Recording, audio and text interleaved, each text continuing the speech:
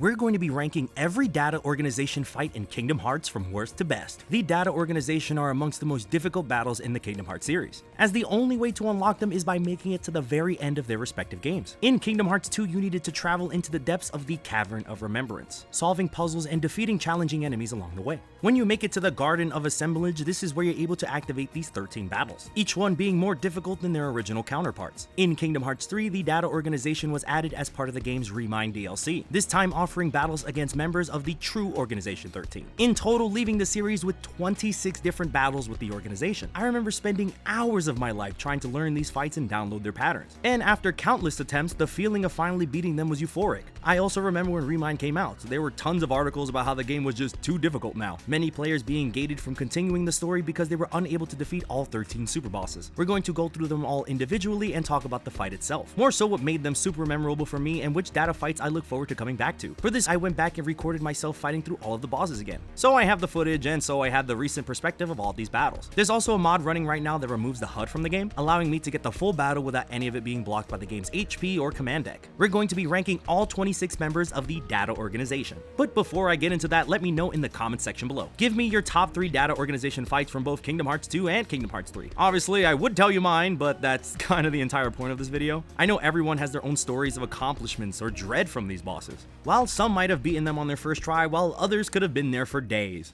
But first, a quick word on behalf of today's sponsor. You already know I'm a big fan of games with challenging boss fights. I love me some thrilling RPG combat with tons of different playable characters that you can choose from, being able to customize their weapons and loadout to the best possible outcome. It doesn't hurt that this game is free on both mobile and PC with cross progression. And with 80 million downloads already, millions of players are experiencing this epic adventure. And the quest has only gone grander as Raid Shadow Legends is increasing its roster with new mythical champions. Being above the legendary champions, mythicals can now use the special ability Metamorph, which allows the champion to switch between 2 different forms on the fly. Not only does this make the champion more versatile in combat, but it completely changes its unique design. If one form isn't working, switch out to change your character's composition. You might have an aggressive sword user, but need to instantly switch into a healer in a pinch. A mythical champion's 2 forms both use the same artifacts, accessories, masteries, and blessings, so it's the balancing act of making sure your resources are going into the right place. You'll need to use the red primal shards in the portal to summon these brand new mythical champions. And if you're looking to get your hand on a mythical champion, you'll want to clear out the Cursed City update, as it features 100 challenging stages with rematches against some of the game's toughest foes, and a mythical champion is out there waiting to be collected. From a brand new champion rarity featuring fusions to a brand new Cursed City location to explore, there's tons of exciting stuff happening on Raid right now. If you're still one of those people who haven't jumped on board, click my link in the description or scan my QR code. You'll get instant bonuses like silver, chicken, and additional XP. You can also use this code on the screen for some extra goodies the moment you log in. You can find my username and my clan here if you're trying to adventure together. Once again, hit that link in the description and I'll see you guys on the battlefield. But now it's time to rank all 26 members of the data organization. Honestly, if I had a least favorite out of all of them, it would need to go to Luxord from Kingdom Hearts 3. Since this is the second time in the series you fight him like this, I thought I would be used to his games. But this time he pulls up with an entirely new moveset and just destroys you. I think a big issue I have with this fight is that you can still lose even if you don't die. If that special meter runs out because you hit too many cards that weren't yours, you lose.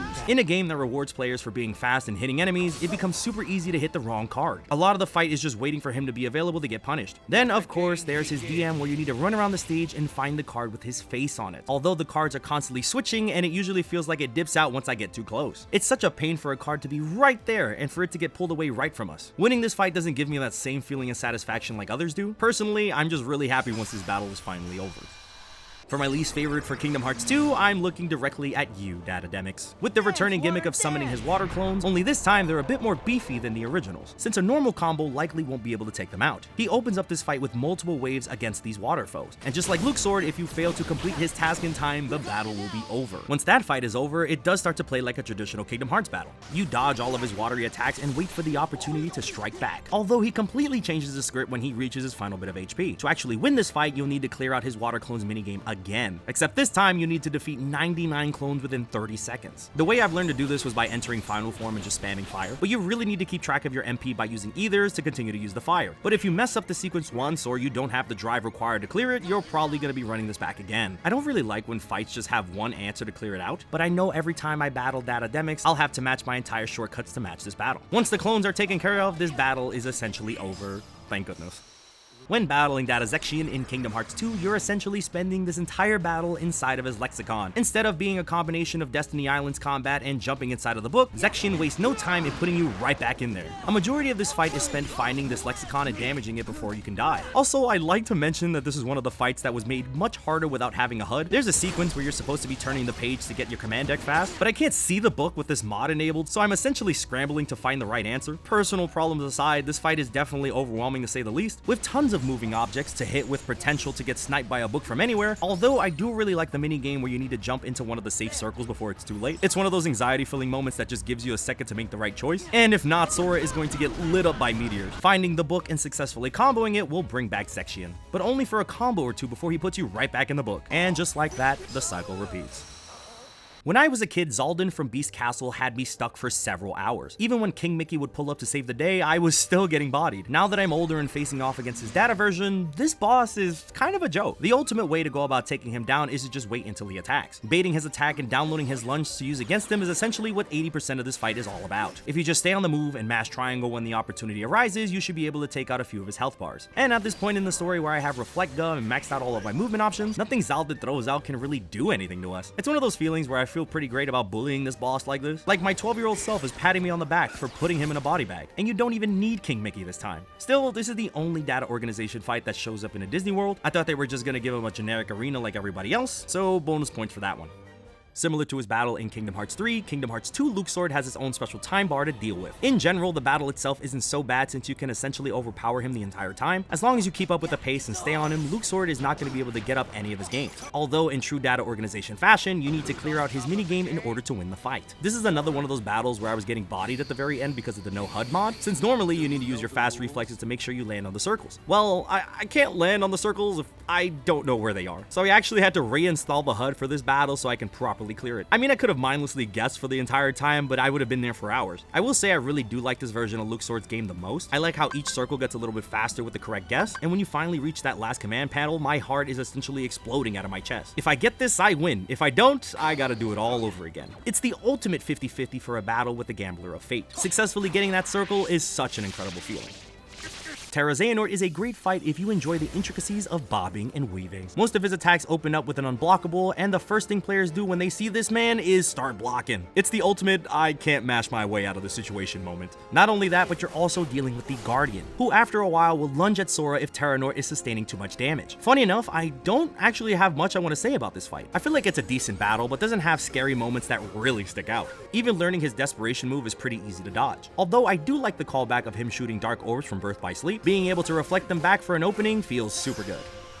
So being able to battle Ansem in Kingdom Hearts 3 in a 1v1 feels so poetic, as he's the first major boss in Kingdom Hearts that we face, when the original game is a lot more archaic when compared to the flashiness and movement of Kingdom Hearts 3. So to see this boss be adapted to a new era so well felt very nice. For a lot of this fight, Ansem will be running away and Sora will need to close out that gap. He'll send up tons of lights of pillars and darkness that will do everything to keep him away. Too bad for Ansem that we have Quick Step to close that gap in an instant. Although Ansem's DN takes it to an entirely new level by transporting Sora to the land of darkness. You'll be dodging dark orbs and the elements, but ultimately, you're spending this time running for your life. I remember the first time playing this boss, I would always summon because I knew I was not going to survive this DM. Even after playing it more recently, this move still has some hands. It's a lot of moving pieces that you're really going to need to pay attention to when you're going somewhere. Once the DM is over, Ansem falls into place just like the rest of them.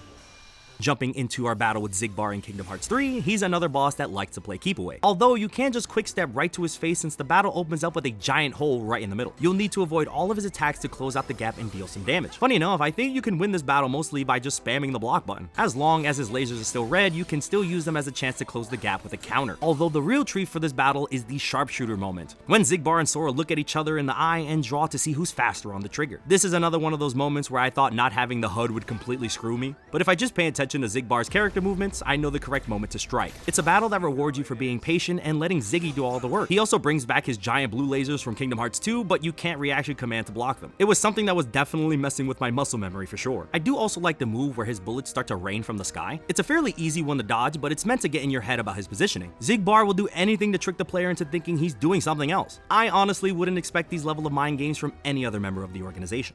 I'm also gonna put the battle with Xigbar from Kingdom Hearts 2 right next to it. Both of these battles accomplish the same thing in making Sora have to run around to punish Xigbar. Although I do like having Donald and Goofy in this battle to use some limits and drive forms. Transforming into final form and being able to reflect most of his bullets by just flying around, this is such a sick moment in the battle. I do like how he changes the shape of the arena every time he moves around. His moveset is also altered to match this new arena he developed. And I'm not sure if it's random which one he chooses, but it always keeps me on my toes, especially since a majority of this battle is held in the air. I also try to dodge his DM to the best of my ability. I know I'm supposed to hug the wall and dodge out of the way, but my giant sausage fingers are always going too far, causing me to get shot right in the face. In this game, you can reflect the giant blue bullets with the reaction command. I desperately wanted something like this in Kingdom Hearts 3, but Kingdom Hearts 2 reminds me of its GOAT status. When I jumped into these fights again, I didn't think much of it when I had to rematch Vexen. I remember not liking this battle too much, but honestly, after these runbacks, this fight is pretty baller. Outside of having to focus Vexen by damaging his shield, you also need to avoid stepping on the Nobody sigil on the ground. Doing this will cause it to download Sora's abilities and summon an anti-version that is actively attacking you. The more full the meter is, the more powerful he becomes. So ideally, you want to avoid that circle as much as possible. But at the same time, it follows you and you'll need to combo Vexen to continue the fight. It's a balancing act about learning when to strike and learning when to run. Of course, there's the idea that you can always use the anti-form strength against them. With a proper reflect, you can send Vexen and the shadow form back to the depths. I was better off sprinkling my reflect in a combo instead of actually finishing it. It's the idea of having to hold back the shadow form while taking down the true big bad. And this balancing act really opened my eyes to this battle and how fire it actually is. There's no mini game to worry about either. The only way you're solving this is with your hands. Decent fight, a lot better than I originally remembered. Like many, my first battle with the Data Org in Kingdom Hearts 3 was against young Xehanort. Are you someone who tackled the org from left to right? Maybe right to left? Maybe you did them in order of the organization number? Regardless, this was my first taste of what Remind had to offer. And honestly, I think it was a great starting point. The battle itself isn't too difficult, but it establishes the tone of all the content that's to follow it. I will say I do like how much he's using the Keyblade to its full abilities. Outside of the constant storms of magic, he transforms his weapon into a whip for long-range attacks. Still, this is one of those intimate fights where it's more so about learning when to block and dodge. He doesn't have a lot of flashy moves outside of his desperation move, but most of them can be handled with a proper block. But speaking of his desperation moves, it just fills me up with panic. I know he's supposed to bait out a block by faking out a swing, and I'm honestly one of those people who get hit by it every single time. At this point in the battle, I'm just countering and praying that it does something so I can get out of it. He can also freeze you, which just leaves you there to get punished. One of those moments that has me mashing for my life like that was gonna do anything. I think Larxene is up here because how much I enjoy her battle quotes. She's taunting Sora the entire time, making him feel less than while shooting lightning out of her fingertips. Like she literally calls Sora a worm. I wish we had more mean members of the organization. As for the battle itself, it's one that can get overwhelming pretty fast. The fight begins with just Larxene, but after a while, she'll send out her shadow clones. If you're blocking one, you better prepare for that clone that snatched up some damage from behind. Usually when this happens, I just panic roll and block as often as I can. I mean, I could learn to properly time the block, but there's just so much going on that I often get caught up by mashing. Larxene is one of those few bosses that will make me feel legit confusion. Like I'm doing damage to one clone only to get bodied by the other right after. Her lightning claws attack also puts fear into my heart. I'm gonna need at least 5 cups of coffee to catch up to her in that speed. Funny enough, I think I beat Larxene only after a few tries when I first played Remind, but when I went to actually record for this video, I was getting bodied for several attempts. I'm just worst at the game after all this time. Wonderful. Vanitas is pretty cool since he essentially uses the same moveset from your battle in Birth by Sleep. He'll try to bait out your attacks and teleport behind you, but after doing this battle so many times, you know the vibe to get out of there or block. This is another one of those battles that feels super intimate between two Keyblade wielders. Vanitas does have a handful of magical attacks, but they can be blocked and countered if spaced properly. He also tries to break your ankles by teleporting around the screen to shoot a fireball. The entire battle, Vanitas thinks he's slick with the attacks. I will say I'm a fan that they brought back the move where he rides on the Keyblades. It's arguably one of the most iconic shots in the series, so to see it used in a rematch was awesome. There's even a moment where the keys form around him for his desperation move. This was another fight where I used to summon to avoid getting hit by this, but it's not too bad to block once you get the hang of it. I didn't have too much trouble when running this back, fortunately.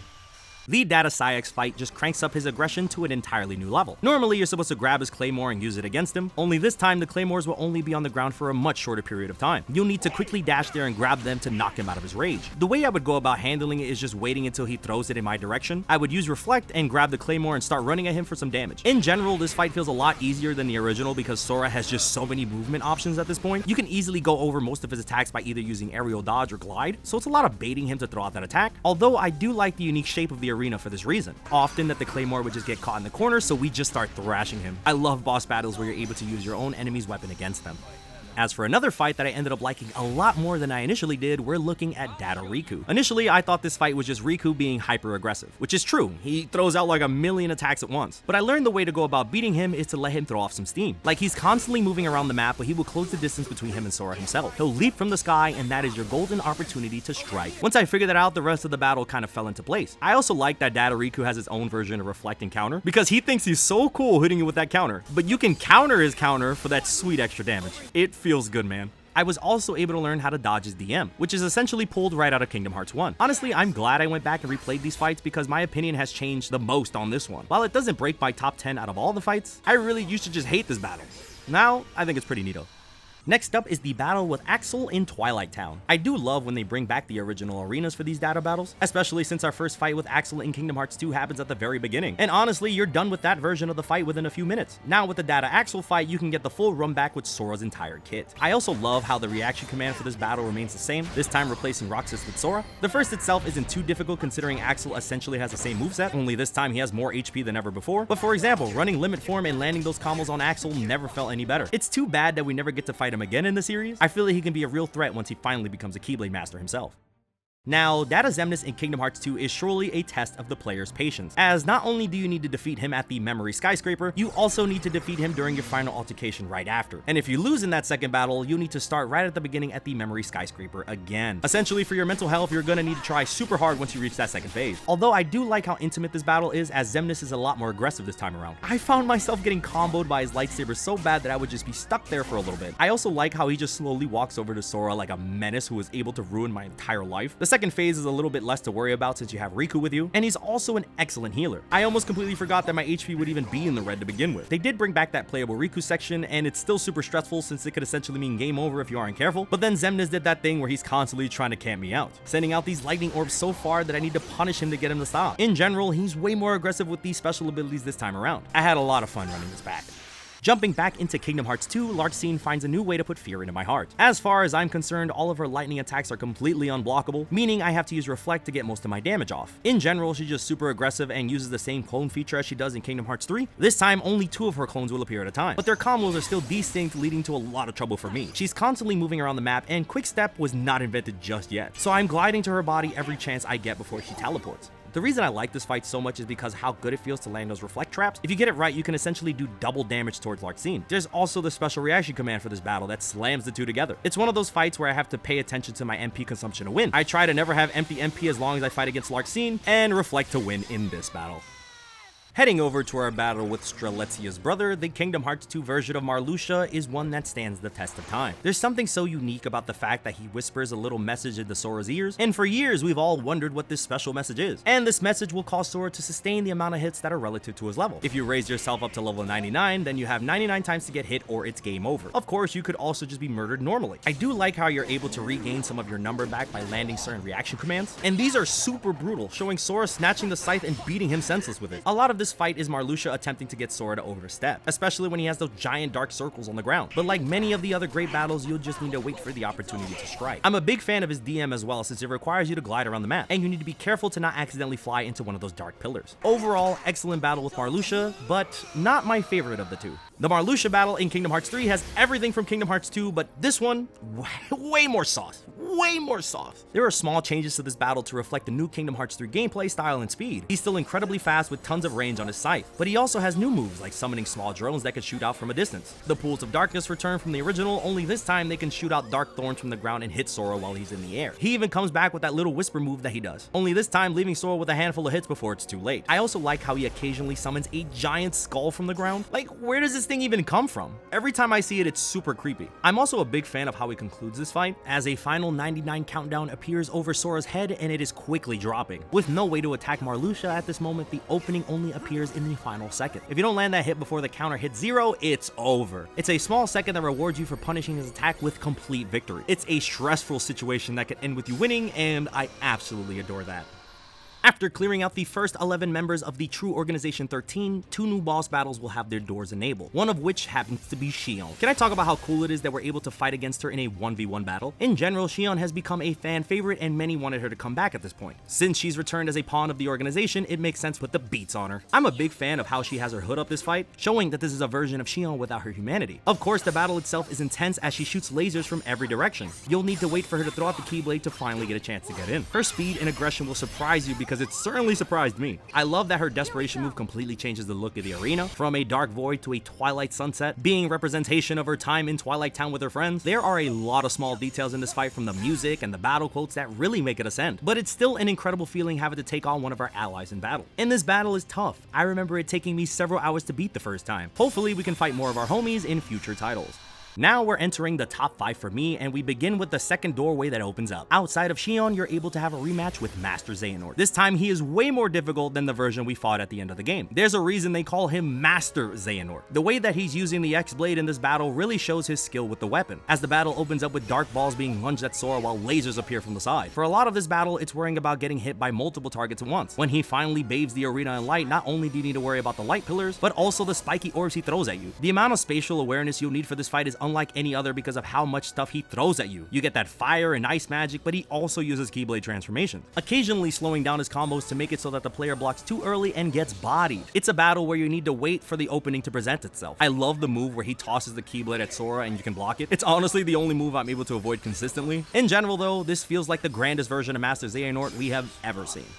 When I first played through Remind, Saïx was the first battle I struggled against the most. He throws out so many unblockable attacks at once, and it's often that the camera gets caught up and I miss an essential role. But as time has gone on, I started seeing the real quality in this battle. I was able to learn when I can get my reversals off and when he's able to leave himself wide open. Although if he were to knock me into the air, then I start to panic a little bit. I think about that move where he runs around the arena slamming on the ground, and I think I can easily avoid it by gliding around, only for Saïx to throw out a projectile that gets you from the air. So at this moment, there is nowhere safe for you to go. I also like being able to hit him with a blizzard to prevent him from going into his rage form. I feel like Blizzard is a super underused spell in Kingdom Hearts, and it finally got its moment to shine here. He just gets stunned there, and it's the perfect time to strike and build with some situation command. Finally beating him in battle is still one of my favorite moments. Let's go! I knew. For number 3, Lexaeus from Kingdom Hearts 2 activates a primal part of my brain. Funny enough, this is one of those fights I come back to whenever I boot up the game. From the brutal cinematic combinations Lexaeus is able to pull off to completely engulfing the screen in earth. The fight itself isn't too difficult to deal with if you use the reflect spell, but it's a lot of timing the reflect to get the maximum amount of damage. I also love the humbling reaction command in this fight that completely removes the rage from Lexaeus, kindly telling him to calm down and reminding him who's the true king of this game. I come back to this one because of how fun but easy it also is. I feel like I don't need to be super technical in this fight to win, just use reflect enough and the battle will be over. I think it's just the vibe it gives me from taking down an enemy that is so much stronger. That giant weapon isn't doing anything for him.